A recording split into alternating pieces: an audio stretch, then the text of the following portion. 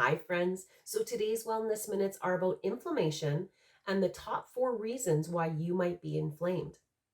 Now, number one, the most overlooked reason, the most ignored reason, and the easiest fix is dehydration. Most people out there are not getting enough water in their body to run their body effectively. And when I say water, I mean water. I don't mean liquid, where some people think if they have enough liquid in general that it's fine. But if your liquid coming into the body is caffeinated, like coffee, or laden with sugar, it's going to put a tax on the system. Or if it's alcohol coming in, while these things have a liquid water base, they are not the same and they are chronically inflammatory.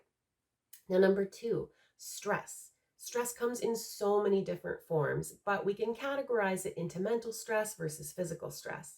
Now, physical stress, if you have a job that is very, very demanding, maybe you are lifting high volumes of weight, maybe too high for your body, or you're working extreme hours, that can be very taxing on the body and for sure inflammatory.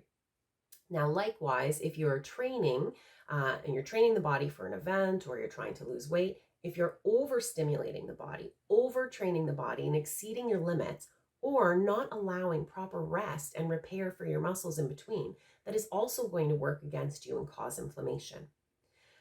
Food sensitivities and also food additives coming in that aren't clean.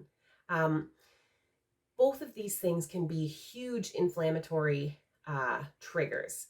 Now, if you're sensitive to something if you have a full-on allergy, then it's very obvious. But sometimes if you have sensitivities, like you don't do well with gluten or you don't do well with dairy, those things can make you feel a little unwell. And that is a great sign for you to understand that if that's what you're feeling, you can imagine what's happening from an inflammatory response on the inside.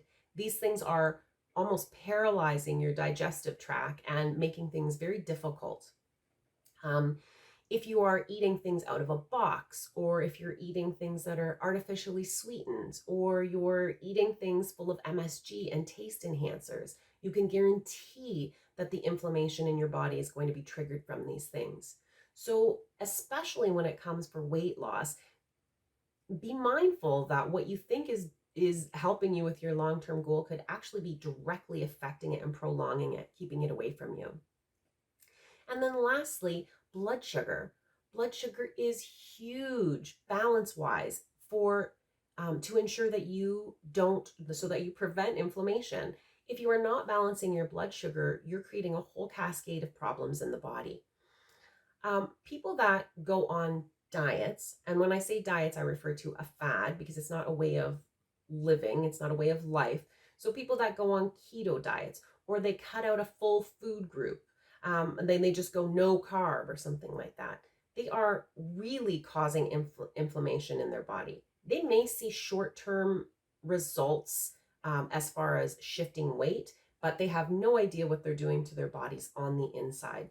So be really mindful that you are eating with blood sugar management in mind so that you can keep the body at an even keel and keep the body running smoothly without it having to try to really preserve its resources. So hopefully this has given you some information on inflammation. And if you're trying to budge some weight, be mindful of these 4, because if you think you're doing everything right and you're not seeing results, guaranteed it's one of these top 4. So food for thought. Stay healthy, friends.